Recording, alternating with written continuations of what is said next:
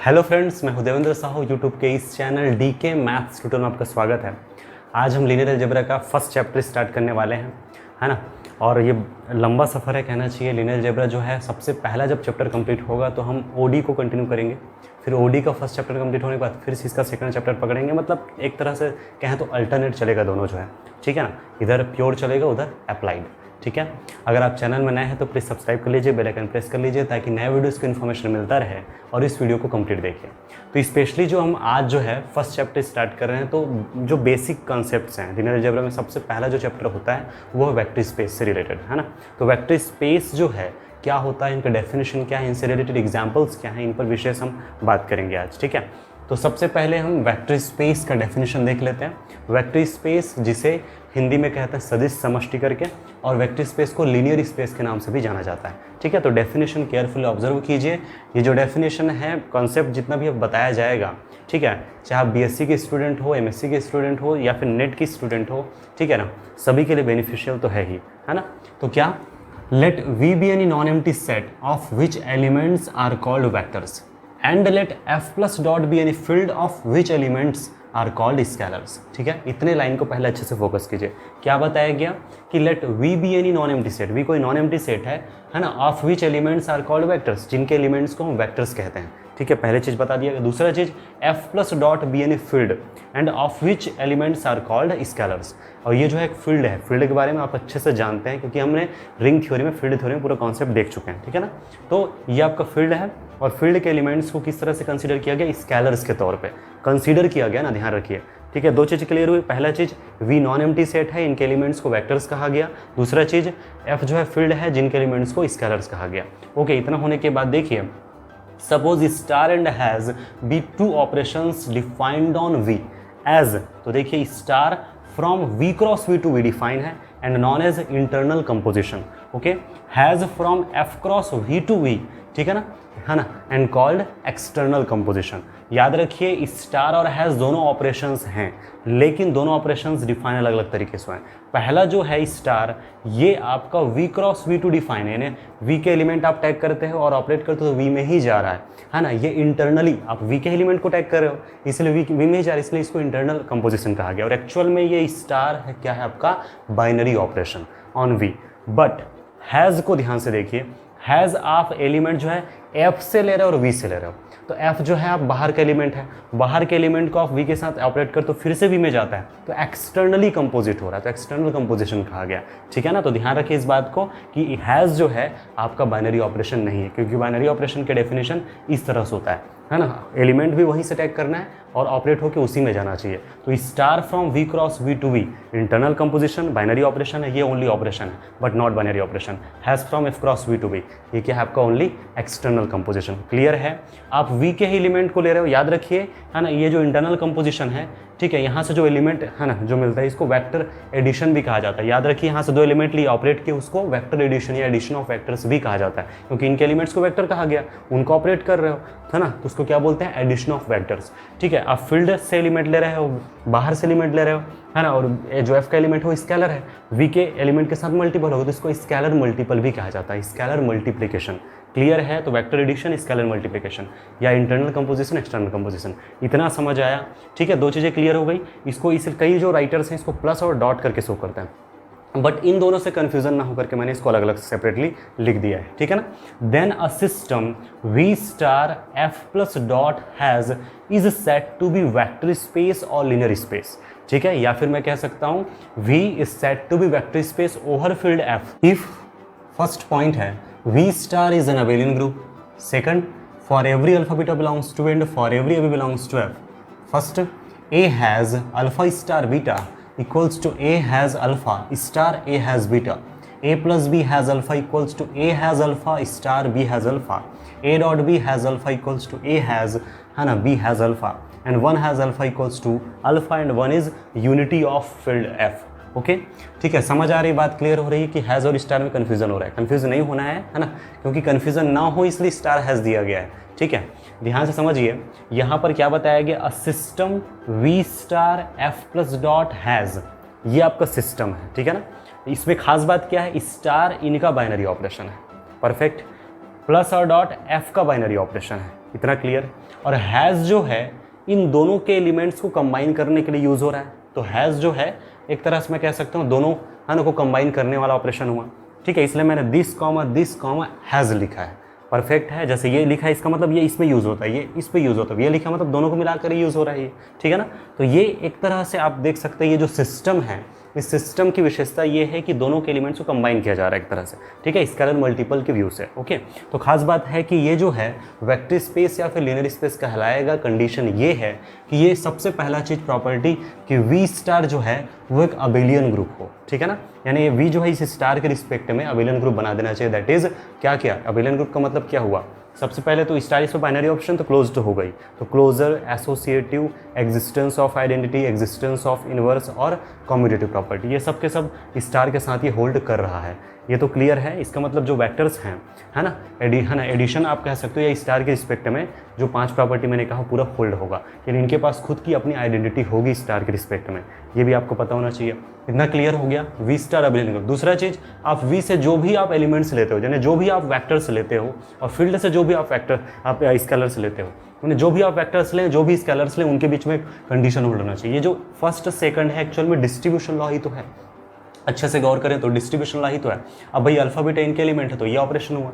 अब ये ओवरऑल फिर से एक वेक्टर बना, addition of vectors again vector, और वेक्टर बना, उनको इनके एलिमेंट के साथ ऑपरेट करना है, तो भाई कौन सा ऑपरेशन यूज़ होगा, हैज़ यूज़ होगा।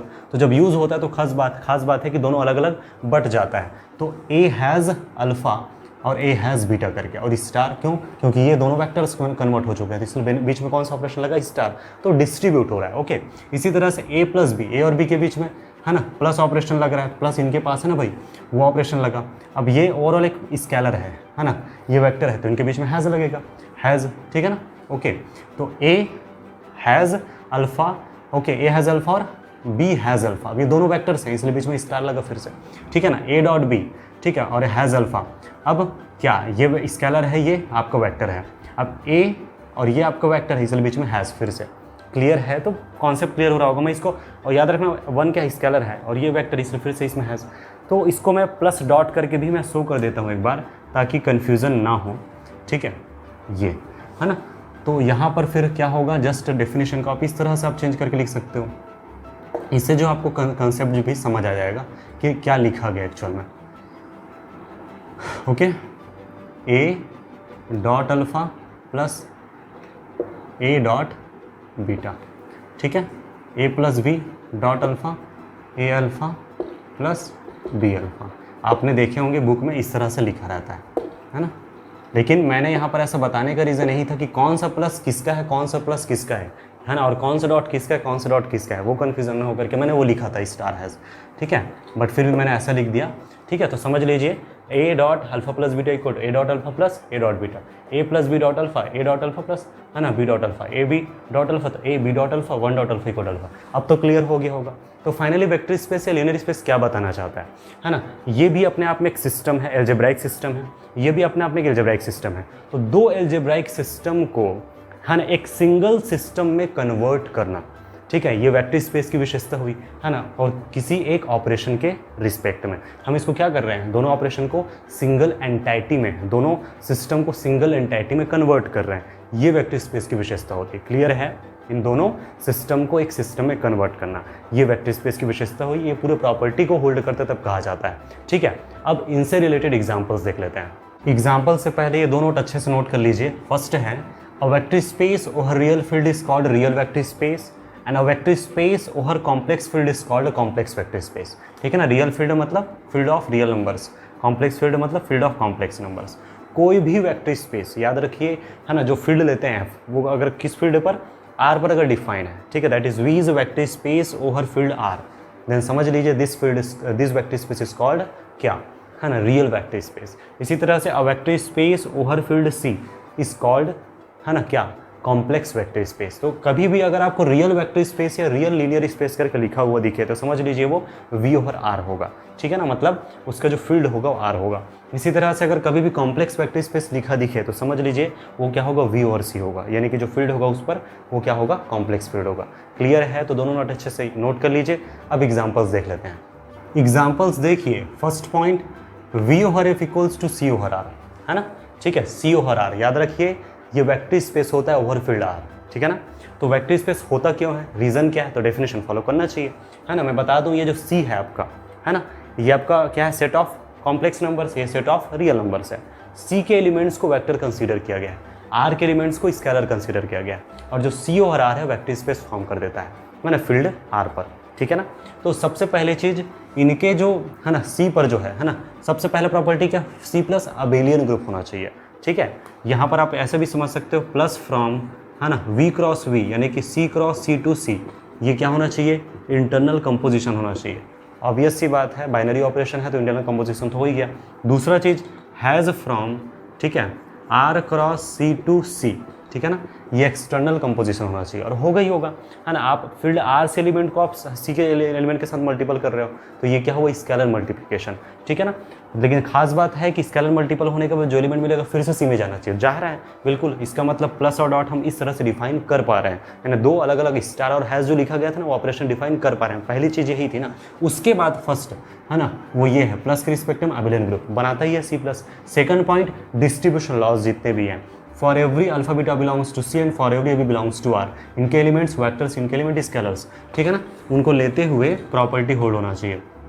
तो फर्स्ट, सेकेंड, थर्ड और फोर्थ, फोर्थ प्रॉपर्टी था इसमें, है ना।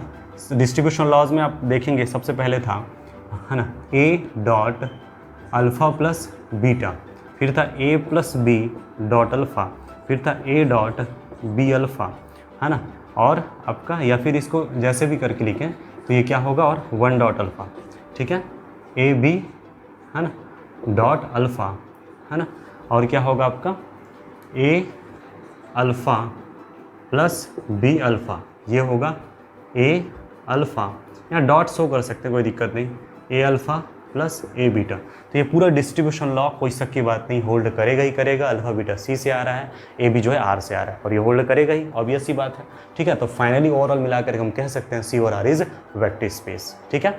अब बात आती है, अगर मैं इसको सी ओवर सी ले लूँ तो यह भी वेक्टर स्पेस फॉर्म करने वाला है। क्यों फॉर्म करेगा, देखिए सबसे पहली चीज़ तो ये है, आप plus from C cross C to C internal composition define कर सकते हो, और ये फील्ड भी सी ही है आपका, है ना। तो यहाँ आप फील्ड से एलिमेंट ले रहे हो, सी से मल्टीपल करो, सी में ही जाएगा, ऑब्वियस सी बात है, आखिरकार सी ही तो है ना। और फिर C plus abelian group for every है ना alpha beta belongs to C, C पूरा होल्ड कर जाएगा, कोई दिक्कत ही नहीं है, फिर से वेक्टर स्पेस फॉर्म कर दिया। इसी तरह से सी ओवर क्यू भी हो जाएगा, सी ओवर क्यू भी फॉर्म कर लेगा, है ना, आर ओवर आर भी, आर ओवर क्यू भी, ठीक है ना। तो बहुत सारे एग्जाम्पल्स बने, उन एग्जाम्पल्स को मैं लाइन बाय लाइन तरीके से लिख देता हूँ। उसके बाद जो और भी लेवल्स के एग्जाम्पल है, जो भी और है ना हाई लेवल के एग्जाम्पल्स हैं, वो मैं दूंगा ना। तो सबसे पहले है ना सी ओवर, है ना, C is vector space, okay, C over R is vector space, है ना। इसी तरह से C over Q is vector space, R over R is vector space, है ना, R over Q is vector space. एक और एग्जांपल मैं दे रहा हूँ, ध्यान से केयरफुल ऑब्जर्व करना। वो एग्जांपल है ना, एक मैंने सेट लिया S equal to A B C D such that A B C D belongs to R, है ना, is vector space over field R, ठीक है ना, ओवर आर। ये वेक्टर स्पेस होता है, क्या है, set of all 2 cross 2 matrices, ठीक है ना, entries from R is vector space over field R, ठीक है। वेक्टर स्पेस बनाने का रीज़न जो है पूरा क्लियर होना चाहिए, पहला चीज़, ठीक है। तो आपका यहाँ पर दो जो ऑपरेशंस हैं, है ना, ऑपरेशंस कैसे डिफाइन करेंगे, ऑब्वियस सी बात है, वेक्टर एडिशन जो होगा वो मैट्रिक्स एडिशन होगा, एडिशन ऑफ मैट्रिसेस होगा, है ना। तो पहला चीज़ है plus from S cross S to S. S आपका सेट ऑफ मैट्रिसेस, याद रखिए सेट ऑफ स्क्वायर मैट्रिसेस है ना, 2 क्रॉस 2 मैट्रिसेस है। ये जो प्लस है मैट्रिक्स एडिशन है, ऑब्वियस सी बात है कि कोई भी दो आप वेक्टर, है ना, वेक्टर मतलब ये लेंगे, मैट्रिक्स लेंगे, एडिशन करेंगे, फिर से मैट्रिक्स आएगा, कोई दिक्कत वाली बात नहीं है। सेकंड है ना है डॉट, अब डॉट जो है फील्ड आर से लेना है क्रॉस एस, ठीक है ना। पहला जो है कैसा हो रहा है, डायरेक्ट इस तरह से एडिशन होगा। सेकंड क्या हो रहा है ना, इस तरह से मल्टीप्लिकेशन होगा। तो हो ऑब्वियस सी बात है ना, A B C D, A dash B dash C dash G dash, add करेंगे तो A plus A dash B plus B dash, component wise addition ही तो है यहाँ पर, है ना, जो मैट्रिक्स एडिशन होता है वो, है ना, C plus C dash D plus D dash, और ये मल्टीपल होगा like A dash B dash C dash D dash के साथ। तो कैसे होगा, है ना, ए डेज, है ना, A B days, A C days, A D days, इस तरह से। तो दोनों चीज़ पहले डिफाइन होना चाहिए, इंटरनल कंपोजिशन, एक्सटर्नल कंपोजिशन हो गया डिफाइन। उसके बाद फिर पहला चीज़ प्लस के रिस्पेक्ट में अबिलियन ग्रुप होना चाहिए, है ना। तो प्लस के रिस्पेक्ट में अबिलियन ग्रुप फॉर्म कर देगा, क्या दिक्कत है। सबसे पहले क्लोजर होना चाहिए, है ना, तो मैट्रिक्स एडिशन के रिस्पेक्ट में है। दूसरा चीज़ आपका एसोसिएटिव, है ना, होगा ही होगा, हमने ग्रुप थ्योरी में, रिंग थ्योरी में पढ़ा ही है ना, इसमें कोई दिक्कत नहीं होना चाहिए। आइडेंटिटी की बात आती है तो 0 0 0 0, है ना, ये आइडेंटिटी हो जाएगा इनका, है ना। और उसके बाद आते हैं इन्वर्स की प्रॉपर्टी, भाई कोई भी लो, ए बी सी डी लोगे, उनके करेस्पॉन्डेंस माइनस है, माइनस बी माइनस सी माइनस डी मिल जाएगा, इन्वर्स भी हो गया। कॉम्यूटेटिव, यस कॉम्यूटेटिव, आप इतना प्लस इतना करो, चाहे इतना प्लस इतना हो जाएगा, तो एस प्लस अबिलियन ग्रुप हो गया। दूसरा चीज़ डिस्ट्रीब्यूशन लॉ, डिस्ट्रीब्यूशन लॉ भी कोई दिक्कत नहीं, क्योंकि आप जो एलिमेंट लेंगे, पहला जो प्रॉपर्टी था ए इंटू अल्फा प्लस बीटा, तो ध्यान रखना ए तो ठीक है, अल्फा प्लस बीटा मतलब यहाँ से दो वेक्टर लेंगे तो दोनों के एडिशन करेंगे, फिर ए का मल्टीपल करेंगे, तो कोई दिक्कत वाली बात नहीं ना। पूरे प्रॉपर्टीज वेक्टर स्पेस की मैं सीधी सी बात करूँ तो पूरा होल्ड कर जाएगा, that is S is vector space over field R, ठीक है। इसको आप बढ़ा दीजिए, ए बी, है ना, A11 A12 A13 A21 A22 A23 A31 A32 A33, that is 3 cross 3 matrices, है ना, set of all 3 cross 3 matrices, है ना, entries from R is vector space over field R, ठीक है ना। तो ये बहुत सारे एग्जांपल्स आप देख सकते हैं। तो मैं तो यही कहूँगा कि प्रैक्टिस कीजिए, और किसी भी तरह से डाउट निकलता है तो बेझिझक कमेंट कर सकते हैं। नोट देखिए, first, every field is a vector space over it's सब फील्ड, ओके। क्या बताया गया, every field is a vector space over it's सब फील्ड, यानी जितने भी वेक्टर स्पेस होते हैं, ठीक है, याद रखिए, सॉरी, जितने भी फील्ड होते हैं, ठीक है, अपने सब फील्ड पर एक वेक्टर स्पेस फॉर्म कर देता है, ठीक है। वैसे मैं एग्जांपल बताया था, वहाँ से भी आप लिंक करके देख सकते हैं, सी ओवर आर का एग्जांपल बताया था ना भाई, ठीक है। तो याद रखिए, C is vector space and R is its subfield, and so, है ना, this will be a vector space, okay, clear है, ठीक है। तो ध्यान रखिए, इसी तरह से R over Q, C over Q, okay, है ना, R over Q of root P, ठीक है ना। तो ये सब के सब एग्जाम्पल्स बन गए इनके, ठीक है, इनके करेस्पॉन्डिंग एग्जाम्पल्स बन गए। तो याद रखिए, आप आसानी से प्रूफ करके भी देख सकते हैं, कोई दिक्कत वाली बात नहीं है, ठीक है। तो याद रखिए, every field is a vector space over it's सब फील्ड बना देगा हमेशा, क्योंकि वो वेक्टर स्पेस के पूरे कंडीशंस होल्ड कर देगा। नेक्स्ट है, every field is a vector space over itself, ठीक है, जितने भी वेक्टर फील्ड होते हैं खुद पर भी वेक्टर स्पेस फॉर्म करता है। अब सबसे इंपॉर्टेंट बात ये है, अगर हम अच्छे से देखें तो, कि कोई भी सेट खुद का सबसेट होता है, every set is subset of itself, similarly every field is, है ना, सब फील्ड ऑफ इटसेल्फ, सही है ना। कोई फील्ड खुद का सब फील्ड भी तो होगा, ठीक है, जैसे हमने एक फील्ड लिया एफ, ठीक है ना, तो इनका सब फील्ड एफ भी होगा, तो ये आपका फील्ड हुआ, इनका ये सब फील्ड है, तो फिर पहले वाले रिजल्ट से this is vector space over field this हुआ ना, फर्स्ट रिजल्ट से, इसका मतलब हुआ every field is vector space over itself, ठीक है। तो इनसे रिलेटेड क्या क्या एग्जांपल्स हो सकते हैं, इनसे रिलेटेड आप एग्जांपल ले सकते हैं, है ना, सी ओवर सी, है ना, R over R, okay, Q over Q, बहुत सारे फील्ड्स होते हैं, फील्ड थ्योरी बताया गया था, वहाँ से ले सकते हो, Q of root D over Q of root D करके, यहाँ पर Q of root D, D is square free number, ठीक है ना, फील्ड थ्योरी में बताया गया था, ठीक है ना। तो C over R, R over Q, C over Q, है ना, इसी तरह से C over Q of root D, R over Q, है ना, R of over Q of root D करके, C over C, R over R, Q of Q, ठीक है ना, Q of root D over Q of root D, इस तरह से these are vector spaces करके, ठीक है। तो इन एग्जांपल्स को दिमाग में अच्छे से सेट कीजिए, देख कर ही तुरंत पता चल जाने की हाँ चाहिए कि वेक्टर स्पेस है करके। अब हम कुछ स्टैंडर्ड एग्जांपल्स भी देख लेते हैं। Another examples of vector spaces, या फिर आप कह सकते हो standard examples of vector space, है ना, केयरफुल ऑब्जर्व कीजिए और इसको अच्छे से नोट कीजिए, है ना। तो देखिए, सबसे पहला फर्स्ट है vector space of n tuples, ठीक है ना। तो n tuples r power n जो होता है, याद होगा r is multiply by r till nth times, obvious सी बात है ना। तो r to the power n जो होगा, ये किस फॉर्मेशन में, ऑब्वियस सी बात है, a1 a2 and so on an such that ai belongs to r, इस तरह से डिफाइन होगा, है ना। तो ये आप, है ना, इस तरह से आप देख सकते हो, r to the power n जो है ना, n टपल्स का कलेक्शन है, एंट्रीज आ रहा है r से, ठीक है ना, और फील्ड भी लिया गया r। याद रखिए, r पावर n, है ना, forms vector space over field r, ठीक है ना। तो याद रखिए, ये होता है वेक्टर, ये जितने भी हैं सभी लिखे हैं vector space of n tuples हैं। इसी तरह से c to the power n c लिखा है, तो c to the power n c में ही इस तरह से होगा, c is multiply by c till n times, ठीक है ना। तो यहाँ पर r, है ना, c से आ रहा है, क्लियर है, इस बात को अच्छे से ध्यान रखिए। c to the power n, है ना, ये C to the power N over R करके। यहाँ पर फील्ड चेंज किया गया ना, एंट्रीज आपका सी ही है लेकिन फील्ड आपका क्या है, आर है। ठीक है, याद रखिए R power N over R, C power N over C, R power N, C power N over R, these are vector spaces of N tuples. Specially R to the power N over R is called N real, है ना, Euclidean space. ठीक है, याद रखिए real N Euclidean space. इसी तरह से specially C to the power N over C is called N complex Euclidean space या फिर कॉम्प्लेक्स एन यूक्लिडियन स्पेस। ठीक है, real N Euclidean space, complex N Euclidean space, अच्छे से दिमाग में सेट रखना है। नेक्स्ट सेकंड है vector space of polynomials. Okay, ये एन टपल्स का कलेक्शन है, ये वेक्टर स्पेस फॉर्म कर देता है, इसको vector space of N tuples कहा गया। इसी तरह से पॉलिनोमियल्स का कलेक्शन है, रिंग ऑफ पॉलिनोमियल्स बताया गया था, याद होगा, है ना, अच्छे से डिटेल पूरा बता दिया गया है डिटेल से रिंग थ्योरी के अंदर। ठीक है, खास बात ये होता है कि ये जो क्यू ऑफ एक्स है, ठीक है ना, आप फील्ड ले लीजिए क्यू, इस पर वेक्टर स्पेस फॉर्म कर देता है। ठीक है, and called vector space of polynomials. ठीक है ना, ये जो है आप रेशनल पॉलिनोमियल्स कह सकते हो, ये जो है रियल पॉलिनोमियल्स, ये आपका कॉम्प्लेक्स पॉलिनोमियल्स। ओवर फील्ड यहाँ पर लिया गया है क्यू, है ना, ओवर फील्ड लिया गया है आर, ओवर फील्ड लिया गया है सी। ठीक है, क्लियर है, ये जितना भी बताया गया इनकी विशेषता ये है कि ये सब के सब क्या वेक्टर स्पेस ऑफ पॉलिनोमियल्स है। ठीक है, नेक्स्ट देखिए, थर्ड एग्जांपल देखिए, वेक्टर स्पेस ऑफ फंक्शंस, है ना, v equals to f such that f from r to r, है ना, बोले तो set of all functions from r to r forms a vector space over field r। ठीक है, मतलब ये वेक्टर स्पेस फॉर्म कर देता है।